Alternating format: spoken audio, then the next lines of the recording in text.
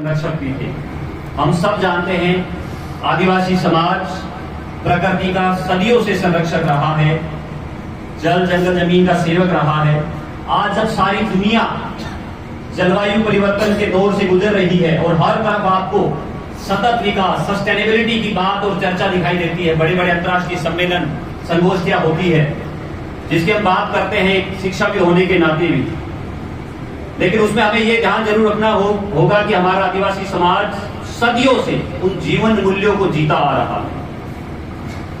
हमेशा से एक ही संदेश रहा है, प्रकृति हमारी माता है और इस प्रकृति का, इस पर्यावरण का संरक्षण करना हम सबका धर्म है।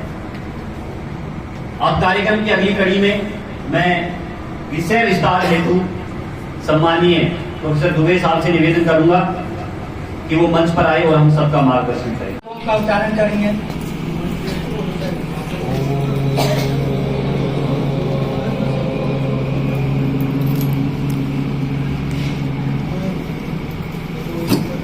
हरदेव जोशी राजकीय कन्या महाविद्यालय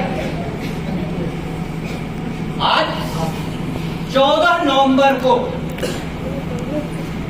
जो कि हमारे देश के प्रथम प्रधानमंत्री पंडित नेहरू जी का भी जन्म दिवस है, उस दिन अपने जनजातीय गौरव के प्रेरणा स्रोत भगवान बिरसा मुंडा जी के जीवन पर भी चर्चा कर रहा है। और यह चर्चा साहित्यिक सांस्कृतिक समिति और एनएसएस के संयुक्त तत्वाधान में संपन्न हो रही है। मैं महाविद्यालय की तरफ से अतिथियों का स्वागत करता हूं और समस्त आदरणीय मंच और प्रोफेसर्सगण एवं प्रिय विद्यार्थियों, संचालन करते हुए डॉक्टर विजय सिंह सर ने पृष्ठभूमि बना दी है। अब किसी भी दिवस का मुख्य उद्देश्य जो होता है वह होता है कि जो महान आत्मा 15 नवंबर को यानी कल धरती पर आएगी, उससे आपको जोड़ा जा सके। तो 1875 का 15 नवंबर बहुत ही विशेष दिवस था, क्योंकि उस दिन बिहार के, तत्कालीन बिहार, उस समय के छोटा नागपुर प्रांत में, या आज का झारखंड कहिए, बिरसा जी का जन्म हुआ 15 नवंबर 1875 और उनका देहावसान कब हुआ? 1900। 1875 से 1900 कितने वर्ष की अवधि हुई? 25 वर्ष। कितने वर्ष की? 25 वर्ष की। आप सोचो, इस 25 वर्ष की छोटी अवधि में आखिर एक कोई शख्स कैसा काम कर जाता है कि उसको भगवान कहा जाता है। प्रिय विद्यार्थियों, इस बात पर विचार करना। इंसान की एक संभावना है ऊपर जाने की और दूसरी संभावना है नीचे जाने की। आप इसलिए पूरी सावधानी के साथ इस बात को हृदयंगम कर ले कि इंसान एस्थेटिक वस्तु नहीं है, इंसान के रूप में जन्म लिया और इंसान ही रह जाए। नहीं, या तो आपको जीवन में ऊपर जाना होगा और नहीं तो आप अपने आप नीचे चले जाइएगा। बहुत प्यारी पंक्तियां हैं। जो न करेगा सीना आगे, पीठ उसको खींचेगी पीछे। एक बार मेरे साथ बोलो ताकि तुम्हारे साथ कनेक्ट हो जाए। जो न करेगा सीना आगे, सीना आगे, पीठ उसको खींचेगी पीछे, पीठ उसको खींचेगी पीछे। जो आगे को बढ़ न सकेगा, जो आगे को बढ़ न सकेगा, उसको जाना होगा नीचे, उसको जाना होगा नीचे। बिरसा मुंडा से क्या सीखने लायक है कि किसी घर में एक बच्चा जन्म लेता है और 25 वर्ष की छोटी आयु में इतना बड़ा काम कर जाता है कि उसके जन्म दिवस को जनजातीय गौरव दिवस के रूप में मनाया जा रहा है। सोचना जरा, सोचना। और एक शख्स की याद दिलाऊं ताकि आप बिरसा मुंडा के व्यक्तित्व एवं कृतित्व से और ज्यादा परिचित हो सके। भगत सिंह का आपने नाम सुना होगा। भगत सिंह का नाम हर जुबान पर है, लेकिन बिरसा मुंडा का नाम हर जुबान पर नहीं। क्यों? ऐसा क्या हुआ? 25 वर्ष में बिरसा मुंडा जी ने जो किया अपने समाज को जगाने के लिए, अंग्रेजों के विरुद्ध, अन्याय के विरुद्ध लड़ने के लिए और समाज में फैली हुई कुरीतियों को दूर करने के लिए भगत सिंह ने भी तो अपनी छोटी जीवन अवधि में यही काम किया था। लेकिन भगत सिंह का नाम जन जन तक फैल गया।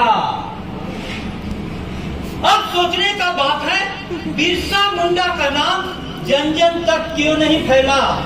एक प्रश्न है आपके सामने। अब मैं आपको बता रहा हूं कि क्यों नहीं फैला। त्याग और बलिदान दोनों का लगभग बराबर है, लेकिन कलमकारों ने भगत सिंह की चर्चा इतनी ज्यादा की, होनी भी चाहिए थी। जिस समय भगत सिंह को फांसी दिया जाना था, अंग्रेज सरकार चिंतित थी कि यदि भगत सिंह की फांसी की खबर जनता तक पहुंच जाएगी तो पूरा भारत सड़कों पर इंतजार कर रहा था। और उस समय 50 वर्ष की राजनीति करने वाले महात्मा गांधी भी उतने लोकप्रिय नहीं थे जितना भगत सिंह। कुछ इतिहासकार कहते हैं कि भगत सिंह की लोकप्रियता ने महात्मा गांधी की लोकप्रियता को भी पीछे छोड़ दिया था। कारण क्या था? कारण क्या? 25 वर्ष बिरसा मुंडा का जीवन, 23 वर्ष भगत सिंह का जीवन। अब इस पर विचार करो। संस्कृत का एक श्लोक है, आप सभी विद्यार्थी अधिकतर संस्कृत के हैं, मेरे साथ बोले संस्कृत का वह श्लोक, मुहूर्तम ज्वलितम श्रेयो मुहूर्तं ज्वलितं सो न तु चिरम धुमायितम न तुम चिरं समाहितम्। बोल तो दिया, कुछ समझ में आया नहीं? अब मैं आपको हिंदी में समझा दूं।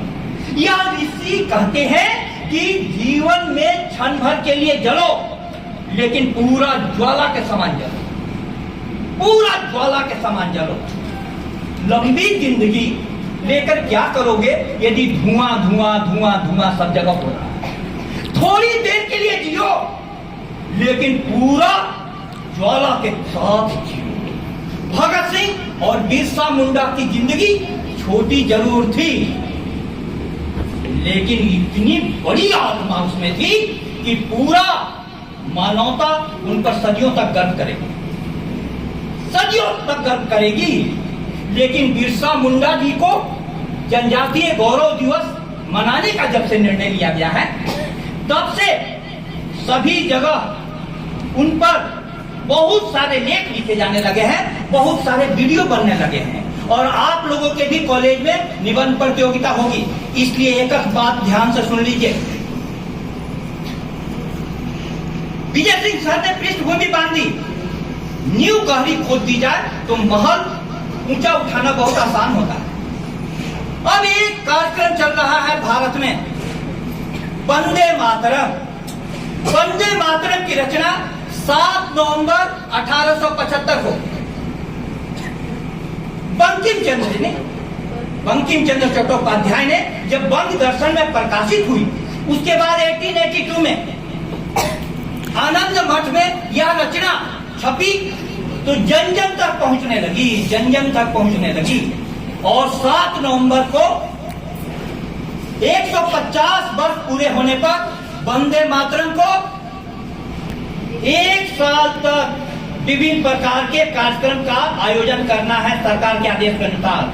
7 नवंबर 2025 से 7 नवंबर 2026 तक हमें यह जानना है कि वंदे मातरम को मैंने बिरसा मुंडा के संदर्भ में क्यों नाम लिया?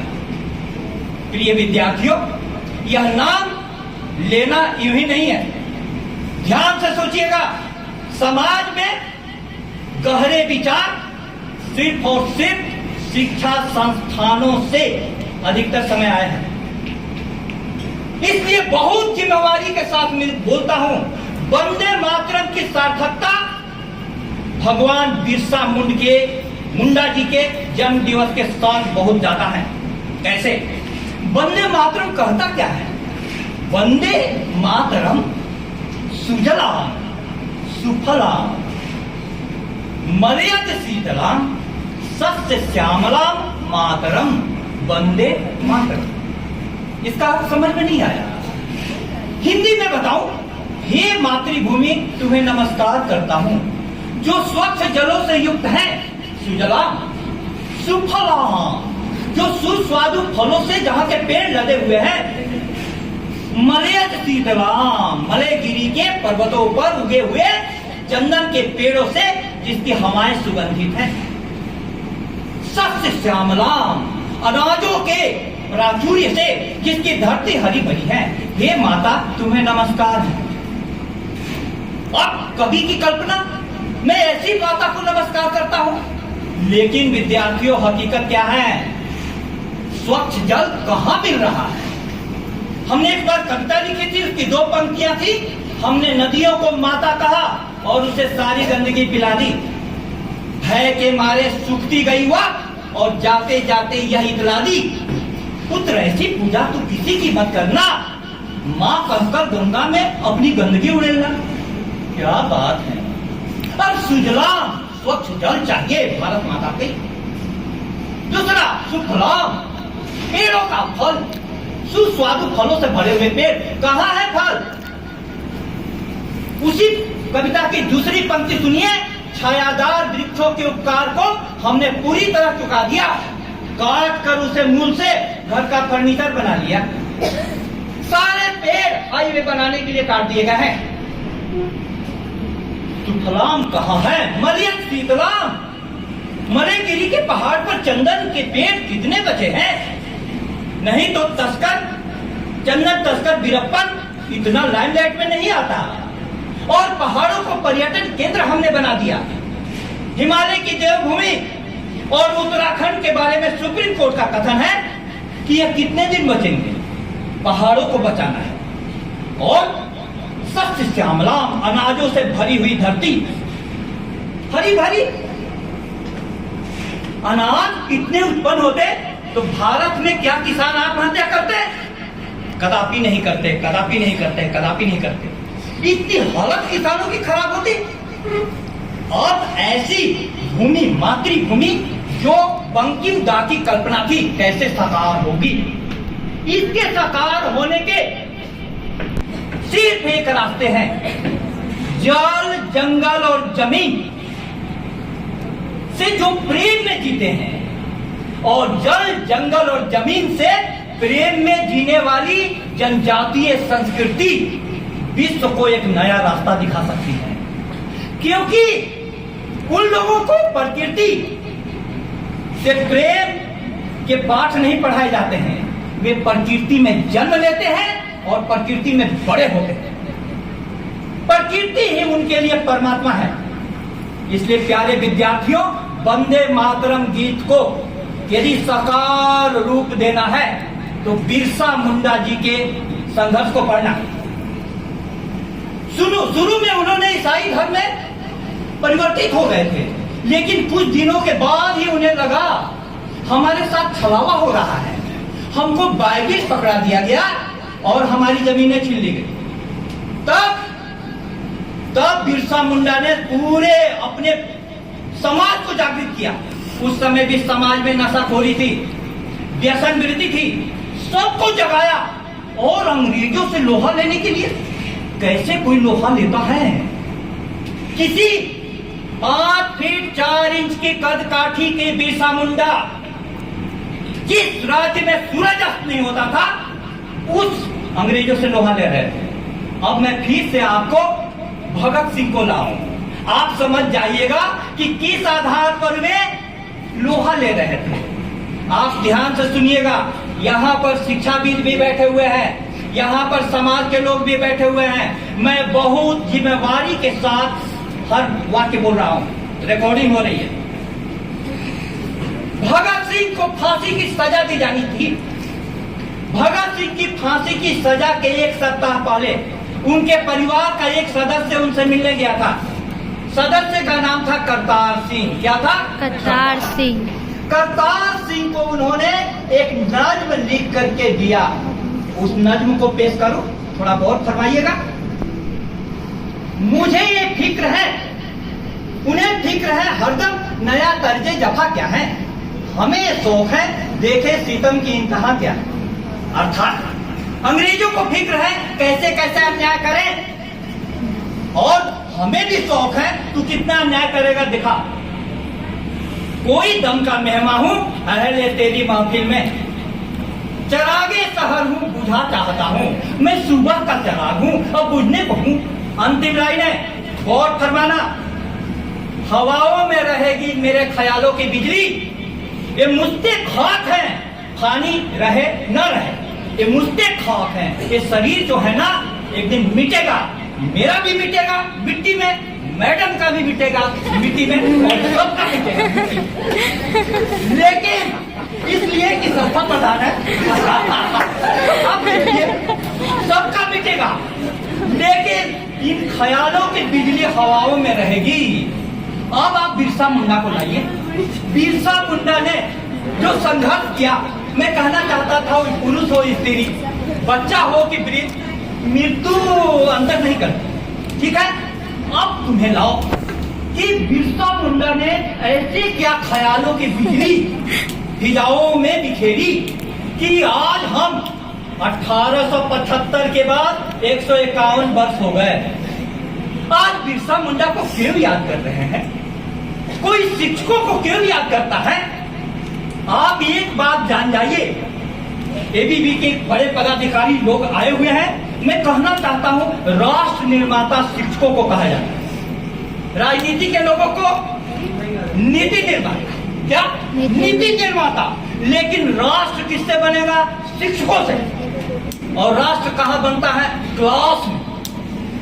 क्लास में। इसलिए प्यारे विद्यार्थियों, आप क्लास में आइए। दयानंद सरस्वती ने नारा दिया था, वेदों की ओर लौटो। हरदेव जोशी राजकीय कन्या महाविद्यालय नारा दे रहा है, क्लास की ओर लौटो। और क्लास में ही आगे से किसी भी अतिथि को बुलाया जाएगा। हमने न्यू पूरी तरीके से खोद दी बिरसा मुंडा जी की। आप देखो, सोचो तो जरा, क्या जवानी में प्रेम कौन नहीं करना चाहता? इसका बुखार कहां नहीं है? सब जगह है। क्या उनकी जवानी नहीं थी? बिरसा मुंडा की जवानी नहीं थी? बिरसा मुंडा की उम्र नहीं थी? कभी खत लिखे जी में आता तो होगा, मगर उंगलियां थरथराती तो होगी, कलम हाथ से छूट जाता तो होगा, उमंगे कलम फिर उठाती तो होगी, मेरा नाम अपनी किताबों पे लिख के वो दांतों में उंगली दबाती तो होगी। ये भाव तो उनको भी आते होंगे, उनको भी आते होंगे, भगत सिंह को भी आते होंगे। लेकिन लेकिन लेकिन भगत सिंह ने और बिरसा मुंडा ने जीवन की नई परिभाषा की। प्यारे विद्यार्थियों, अपनी वाणी को मैं विराम दूं उसके पहले अंतिम बात आपसे कहना चाहता हूं। क्या परिभाषा? जीवन की जैसी परिभाषा करोगे तुम्हारा जीवन वैसा हो जाएगा। उन्होंने, इन दोनों शख्सियतों ने परिभाषा दी। मैंने बिरसा मुंडा जी से फोन पर बात की, मतलब आत्मा वाला फोन पर, कि आप कैसे ऐसे बन गए। भगत सिंह से भी व्हाट्सएप दिल के कि कैसे आप लोग ऐसे बन गए। तो उन दोनों का मेरे को मैसेज आया, व्हाट्सएप पर नहीं दिखाऊंगा, दिल में। तेरे और मेरे इश्क में फर्क इतना है। तुम भी बोलना चाहोगे? नहीं सर। चलो मैं बोल देता हूँ। एक टीचर होकर के बोल रहा हूँ। टीचर कोई भी शब्द बोलता है उसके लिए मैं जिम्मेवार हूँ, एक एक शब्द के लिए, एक एक वाक्य के लिए। भगत सिंह और बिरसा मुंडा जवानी की परिभाषा करते हैं, जीवन एक यज्ञ है, लेकिन सिर्फ उनके लिए जो इस यज्ञ में स्वयं की आहुति देने को तैयार है। स्वयं की आहुति दो। अब उनकी परिभाषा सुनो कविता में। तेरे और मेरे इश्क में फर्क इतना है, तू अपनी मासूका के लिए दिन रात जगा करता है और मुझे मातृभूमि के हालात सोने नहीं देते, सोने नहीं देते, सोने नहीं देते। किसी को मातृभूमि के हालात सोने नहीं देते। और कुछ लोग इश्क कमीना, इश्क कमीना, इश्क कमीना वाले रास्ते पर जा रहे हैं। इश्क कमीना नहीं है, इन फिल्म वालों ने इसको बदनाम कर दिया। इस कलह की जाति है, इस कलह का अंग, इस कलह औजूद है, इस कलह का रंग।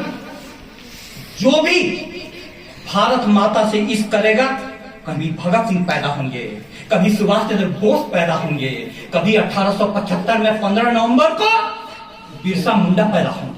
अनेक आत्माएं पैदा होती रहती हैं, लेकिन जरूरत है उन आत्माओं से संपर्क स्थापित करना।